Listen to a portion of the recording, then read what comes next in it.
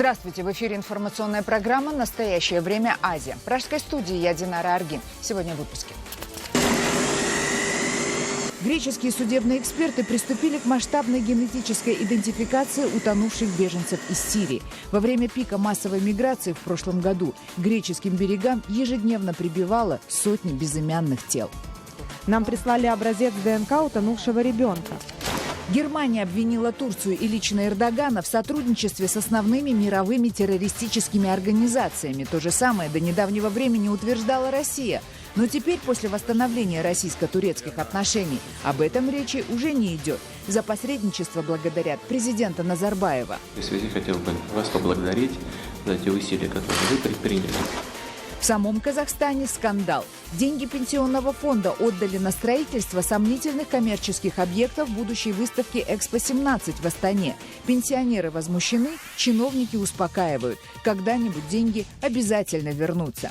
Люди начинают возмущаться и сомневаться в том, что получат ли они вообще завтра эти деньги обратно. Тело кыргызстанца, зарезанного в Москве скинхедами, оказалось никому не нужным на родине, ни родственникам, ни властям. Кыргызские политики убеждены, что количество подобных убийств в России будет только нарастать. Убийства будут продолжаться. Убийства продолжаются не в отношении только кыргызов, таджиков, узбеков. О чем говорят космонавты, летая среди звезд? В интернет попала запись отнюдь не романтичных разговоров русского экипажа одного из пилотируемых «Союзов». После этого Россия заявила, что сокращает свое присутствие на Международной космической станции.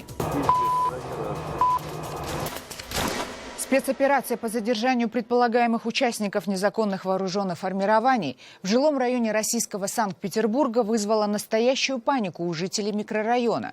Как сообщали в течение всего дня пользователи социальных сетей, в доме номер 92 по Ленинскому проспекту звучали взрывы и стрельба. Во дворе дома, на балконах и на крыше были сосредоточены несколько десятков бойцов спецназа. Жильцы дома сообщали, что никакой эвакуации не проводилось, их просто заблокировали в своих квартирах перед началом штурма. А на балконах появились люди в противогазах и костюмах химической защиты. Позже стало известно, что бойцам спецназа и ФСБ удалось уничтожить в одной из квартир 4 боевиков, которые, предположительно, были связаны с террористическим подпольем на Северном Кавказе. По меньшей мере сообщается о 3 задержанных. Один из спецназовцев был ранен и госпитализирован. Как рассказал журналист один из жителей дома, в его квартире, которая находилась над квартирой боевиков, бойцы спецназа мгновенно проделали отверстие в полу и забросали боевиков специальными гранатами. Среди жителей дома пострадавших нет. Германия считает, что Турция поддерживает и сотрудничает с основными террористическими организациями Ближнего и Среднего Востока. Причем обвинения в сотрудничестве с террористами прозвучали конкретно в адрес президента Реджепа Эрдогана. Об этом сообщил телеканал ARD, который процитировал на своем сайте правительственный документ. По оценке правительства ФРГ, политика Анкары, как следует из этого документа, является крайне исламизированной, что уже привело к тому, что территория Турции стала ареной для исламистских группировок. Уже появилась реакция турецких властей. Они назвали эти обвинения, цитата, «проявлением извращенного ума» с целью ослабить Турцию, ее президента и правительство страны. Турция потребовала извинений и объяснений. Министерство внутренних дел Германии, в свою очередь, заявило, что опубликованный документ классифицируется как секретный, поэтому публичные комментарии к его содержанию, тем более извинения, невозможны. Напомним, что отношения между Германией и Турцией испортились после признания Германии 2 июня этого года геноцида армянского населения в Османской империи. Немецкие власти также резко критикуют Турцию за массовые репрессии после неудачной попытки вооруженного мятежа. Ранее обвинения в связи Турции с ИГИЛ и другими террористическими группировками звучали и со стороны России. В частности, заявлялось о том, что Турция финансирует террористов, покупая у них дешевую нефть. Также Москва заявляла, что есть данные о том, что ряд турецких чиновников и родственников Эрдогана имеют к этим закупкам прямой финансовый интерес. Также Россия обвиняла Турцию в поставках оружия боевикам. Все это происходило на фоне обострения отношений после уничтожения турецкими ВВС российского бомбардировщика Су-24. Вот что говорил президент Путин в тот момент. Видимо, Аллах решил наказать правящую клику в Турции, лишив ее разума и рассудка. Однако сразу же после восстановления отношений с турецким лидером Путин перестал упоминать о связях Турции с ИГИЛ и другими группировками. И даже поблагодарил на днях президента Казахстана Нурсултана Назарбаева за его особую роль в возрождении российско-турецкой дружбы. Мы с вами еще упомянули о восстановлении российско-турецких отношений. В этой связи хотел бы вас поблагодарить за те усилия, которые вы предприняли. Имею в виду вашу посредническую миссию. Как видим, она увенчалась успехом. Мы искренне стремимся к восстановлению полноформатных отношений с дружественной нам Турцией, со страной, с которой у нас на протяжении многих предыдущих лет складывались и сложились уникальные отношения, сотрудничество, взаимодействие. И последний визит президента Турции, господина Эрдогана, в Россию подтвердил наш обоюдный настрой на полноценную работу не только по восстановлению, но и по развитию наших двухсторонних связей. А вам за это большое спасибо. Напомним, что почти такие же слова благодарности высказал Назарбаеву президент Турции Эрдоган. Это произошло еще до личной встречи турецкого и российского лидеров в Санкт-Петербурге. Назарбаев специально прилетел в Анкару накануне визита Эрдогана в Россию, чтобы обсудить по просьбе Путина все детали предстоящих переговоров.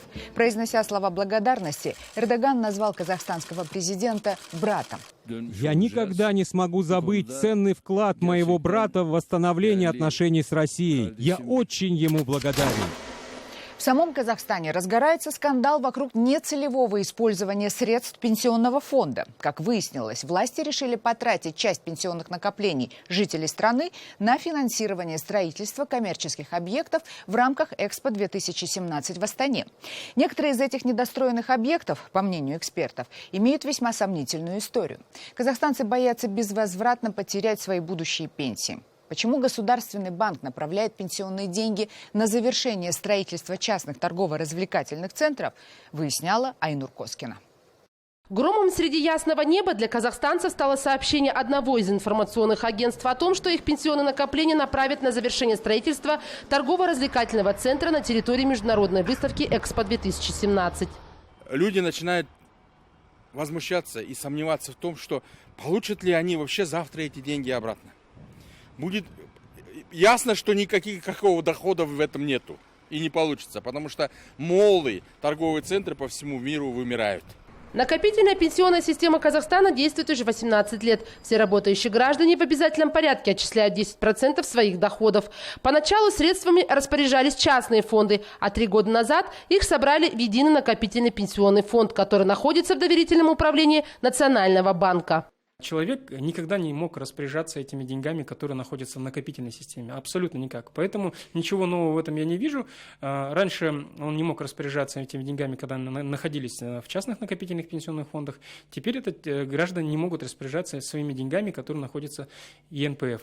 Торгово-развлекательный центр «Мега Силквей», на строительство которого направляют пенсионные накопления граждан, принадлежит бизнесмену, который занимает 12-ю строчку в рейтинге Forbes – 50 богатейших бизнесменов Казахстана. Для окончания строительства объекта Нурлан Смагулов продал 2 действующих торговых центра. Средств не хватило, и он обратился в дочернюю организацию национального холдинга «Байтерек». Он уже не в первый раз получает финансовую поддержку от государства. До 2015 года бюджетом по программе посткризисного восстановления выделяли субсидии на аренду помещений для крупных предприятий, которые занимаются торговлей. В списке получателей были торговые центры, принадлежащие Смагулову.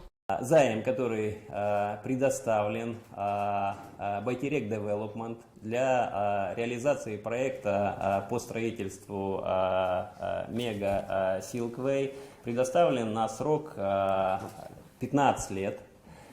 Сумма займа 15 миллиардов тенге.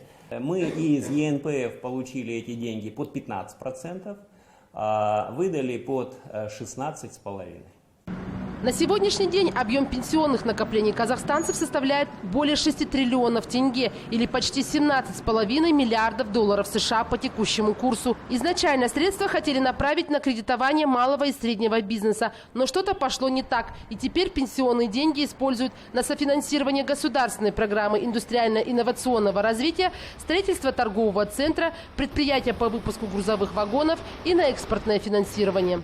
У нас малый и средний бизнес, я вам скажу, что у нас больше для показухи. Им дарят разные премии, ФИР, дорожная карта, вот якобы у нас есть. Нажимают красные кнопки, открывают помпезно, и потом Аллах Акбар, ничего не работает у нас. Поэтому у нас как такового бизнеса малого, среднего тоже нет. Ну, мало еще есть, но не будете же вы вкладываться в семечки. Экономисты от государства заверяют, что смогут обеспечить доходность пенсионных денег казахстанцев. При этом сами владельцы накоплений слабо верят в сохранность своих сбережений. По мнению независимых экспертов, то, что деньги из ЕНПФ предоставляются Государственному банку развития, вовсе не означает гарантию их сохранности. В случае невозврата выданных народных денег БРК вынужден будет взять средства из одного кармана государства и положить их в другой. А деньги в карманах государства – это налоги тех же граждан, чьи пенсионные накопления хотят использовать. ЕНПФские деньги очень дорогие. Мы микшируем с деньгами собственными из бюджета, из национального фонда. Деньги ЕНПФ должны инвестироваться. Если они не будут инвестироваться, не будет инвестиционного дохода, они будут, скажем так, обесцениваться. Айнур Коцкин, Аганизат Оспанов. Настоящее время. Тело гражданина Кыргызстана, убитого в Москве скинхедами, доставлено на родину. Однако гроб не попал в город Ош, откуда был родом погибший. Как удалось выяснить корреспондентам кыргызской службы «Радио Свобода» Азатык, власти не смогли найти родственников убитого, поэтому тело пока находится в одном из моргов Бишкека. Власти республики потребовали от российской стороны тщательно расследовать это преступление, в котором погиб не только житель Кыргызстана, но и уроженец Армении. Пока кыргызские дипломаты не дают никаких комментариев, зато события охотно комментируют местные политики. Очередное убийство в Москве, совершенное скинхедами, опять всколыхнуло кыргызское общество. Убийства будут продолжаться. Убийства продолжаются не в отношении только кыргызов, таджиков, узбеков. Первая проблема – это нелегальное положение наших мигрантов. Я сам 5 лет прожил в этих странах, я знаю, что это так, что это и как надо решать. Вообще не обсуждают, как облегчить и как создать условия нашим мигрантам. Не обсуждается, понимаете? Государственный департамент США спустя сутки отреагировал на заявление России о появлении новой базы для стратегической авиации в Иране. Американское правительство считает, что россияне, используя иранский аэродром Хамадан, нарушают международные нормы, в частности, резолюцию Совета безопасности ООН, запрещающую поставки боевых самолетов в Иран. Это печально, но ожидаемо и для нас неудивительно. Это продолжение той политики, которую мы видим на протяжении последнего года. Россия продолжает осуществлять воздушные удары, оказывается, при непосредственной поддержке Ирана. Они заявляют, что их целями является ИГИЛ и Джабхат ан-Нусра. На самом деле мы постоянно видим, как они наносят удары по сирийской оппозиции. Однако это не исключает того, что мы все-таки достигнем с Россией соглашения о сотрудничестве по Сирии. Отреагировали на сообщение о новой российской авиабазе и иранские парламентарии. Как было заявлено, никакой речи о передаче в пользование России военной базы Хамадан не было. А посадки российских боевых самолетов в Хамадане являются только частным эпизодом совместной борьбы Ирана и России с терроризмом. Тем временем слова представителя Белого дома о сотрудничестве России и США по Сирии и Ираку получили свое подтверждение буквально накануне, когда стало известно, что Россия поставила как минимум 1 миллион разнообразных патронов и боеприпасов проамериканским формированиям иракских курдов перед их наступлением на столицу самопровозглашенного террористического халифата, город Мосул. Также эксперты утверждают, что без ведома США российская авиация не могла получить согласие от иракских властей на постоянные коридоры для пролета боевых самолетов. Между тем, международная организация Amnesty International обвинила Россию в использовании в Сирии зажигательных авиабомб большой мощности. В качестве примера была приведена недавняя воздушная бомбардировка сирийского города Идлиб, где, как утверждают правозащитники, были использованы российские кассетные зажигательные бомбы. Amnesty International в своем докладе также публикует фотографии осколков этих бомб, на которых очень хорошо видна заводская маркировка, описывающая тип этих боеприпасов. Далее в программе. Греческие судебные эксперты приступили к масштабной генетической идентификации утонувших беженцев из Сирии. Во время пика массовой миграции в прошлом году к греческим берегам ежедневно прибывало сотни безымянных тел. Нам прислали образец ДНК утонувшего ребенка. чем говорят космонавты, летая среди звезд? В интернет попала запись отнюдь не романтичных разговоров русского экипажа одного из пилотируемых «Союзов». После этого Россия заявила, что сокращает свое присутствие на Международной космической станции. В восточной части сирийского Алеппо зафиксирован один из самых мощных авианалетов за последнее время. Как утверждают местные правозащитные организации, удар наносили сирийские и российские ВВС. Почти в течение месяца российская авиация не бомбила позиции боевиков в жилых кварталах Алеппо, сосредоточившись в основном на авиаударах по наступающим боевикам Джабхат ан-Нусры на участке прорыва блокады города. Теперь российские самолеты, похоже, вновь приступили к бомбежкам районов подконтрольных вооруженной оппозиции. Аллаху акбар! Аллаху акбар! Это кадры, которые распространяет агентство Рейтер. Самолеты наносят бомбовые удары по городу. На видео «Франс Пресс» последствия этих ужасающих бомбежек на земле. Как вы видите, удары опять были нанесены по торговым улицам. Они разбомбили всю улицу, хлебные лавки, гражданских лиц, продавцов. Пусть Бог отомстит и поможет нам без содрогания смотреть на разорванных в клочья наших соседей. Тем временем греческие судмедэксперты начали масштабную кампанию по идентификации утонувших беженцев из Сирии. Во время пика миграции через Средиземное море, минувшими осенью и зимой, к берегам греческих островов ежедневно прибывало сотни тел, которые так и не удалось опознать. Чтобы ускорить генетическую идентификацию утонувших, греческие власти решили создать общую базу всех кораблекрушений судов и лодок с мигрантами. И уже сейчас им удается опознать значительно больше погибших. Однако сил у греческих специалистов пока недостаточно, и они просят помощи у других европейских коллег. Напомним, что за последние несколько лет при попытке пересечь Средиземное море погибли несколько десятков тысяч нелегальных мигрантов из стран Ближнего Востока. У нас прибавилось работы. Раньше было только несколько образцов ДНК, которые мы проверяли каждый месяц. Но с октября появилось 85 образцов.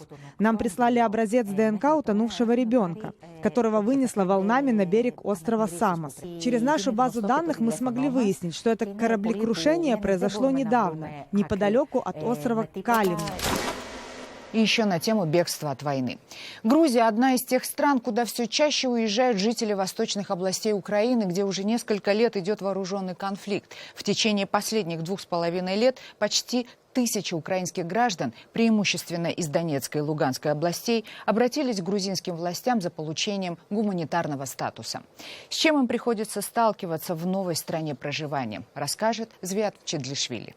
Беженец из Украины Роман не желает показывать своего лица, не называет фамилию. Бывший сотрудник правоохранительных органов опасается за судьбу близких людей, которые остались в его родном Донецке. Когда начались боевые действия, Роман не смог присоединиться к украинским военным. Помешала инвалидность, результат старой травмы. Оставаться в Донецке тоже было невозможно. После сначала Иловайского котла, потом после Дебальцевского стало понятно, что перспектив никаких, и речь уже об освобождении Донецка не идет. Возник вопрос, куда ехать, куда перемещаться. Россия отпадает однозначно, да, я никогда это не понимаю, как можно бежать. Вот как можно во Вторую мировую представить, кто-то из Советского Союза бежит в Германию, да? Вот. После недолгих раздумий выбор Романа и его супруги пал хоть и на далекую, но не такую уж и малознакомую им Грузию. Виза не нужна. Русский язык более-менее, все знают, нет проблемы с общением. К украинцам относятся лояльно, плюс опять же читали, какие здесь реформы, законы и все остальное. Разумеется, пришлось столкнуться и с трудностями, рассказывает Роман, особенно на первых порах. Это и проблемы с жильем, и языковой барьер, и неопределенность с работой. Но со временем все наладилось. Главное, говорит Роман, в Грузии безопасно, тогда как в родном Донецке приходилось опасаться даже соседей. Вполне процветало там такое, знаете, там, возьми, сдай кого-нибудь, вот, мы там возьмем, заберем с него деньги, с тобой поделимся. Ты сидишь комендантский час, ты сидишь там и все остальное, ночью машина приехала, а поедешь комендантский час, да, ты дергаешься, скажем так, во сне, а не за мной ли эта машина, то есть, вот. И вплоть до того, что было даже, знаете, как там, без причины, да кто-то там крикнет, вот он Бандера, он там за Украину, все, тебя взяли, забрали, ты даже слова пикнуть не успеешь. Беженцев из Украины можно встретить не только в больших городах Грузии, где, соответственно, больше возможностей. Украинка Олеся вместе с 2 детьми и мужем-грузином Давидом живет неподалеку от его родного города Телави в селе Кисисхеви. Сюда они приехали из города Перевальска Луганской области. Олеся еще летом 2014 года обратилась в Министерство по делам беженцев Грузии за получением гуманитарного статуса. Однако шли месяцы, а ответа все не было, как и помощи. Все это время семья ютилась в ветхом, но зато дешевом жилье. Потом уже в октябре я начала звонить, что нам холодно уже спать на полу, у меня дети болеют. Постоянно ходим одетые, не переодеться, не искупаться, условий не было абсолютно. Статус, иначе говоря, позитив, был дан лишь спустя 8 месяцев после обращения. Узаконив свое пребывание в Грузии, семья, по словам Олеси, начала жизнь с нуля. Перспектив на возвращение в родной город беженка пока не видит. Надежда есть всегда. Пока будущего там никакого не вижу. Тем более для детей. И детям нужно будущее, детям нужно развиваться. Там же все печати ЛНР, ДНР, их только на лоб повесить, они никому не нужны. Они нигде не признаются. И, насколько я знаю, у нас город, вот люди были настроены жить в Украине. Я, допустим, честно, вот как показывают, что там шли с флагами и кричали там «Путин, веди войска» и всему такое остальное. Я в своем городе этого не видела. Всего, согласно официальной статистике Министерства по делам беженцев Грузии, в течение последних 2,5 лет за получением гуманитарного статуса обратились 857 граждан Украины. Отказ получили лишь 69 человек. Еще около 300 соискателей сами отозвали свои обращения по ряду причин, в том числе из-за того, что покинули Грузию. Звет Мчедлишвили Давид Симонишвили, специально для настоящего времени, Грузия, Тель-Авив, Тбилиси.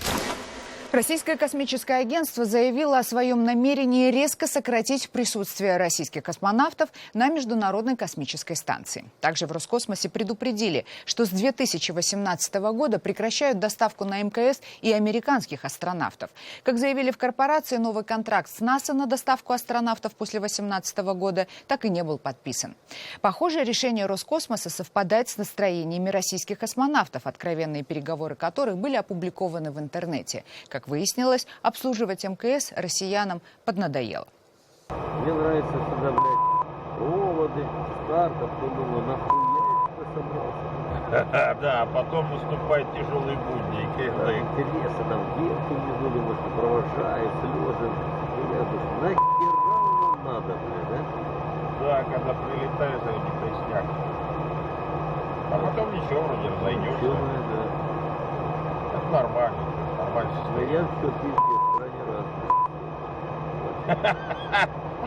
Иваныч, он давай, когда ты взметнешься еще раз, у тебя бутылка. Да, сестру, я last flight, все, лицо, я от тебя слышу в 10-й раз. Мы живем, пока мы работаем, летаем. Набиваем легкие, но все там. Это были все новости, о которых мы хотели вам рассказать. Читайте нас в социальных сетях и смотрите на сайте KarenTime.tv. Мы встретимся с вами завтра в это же время. Всего доброго.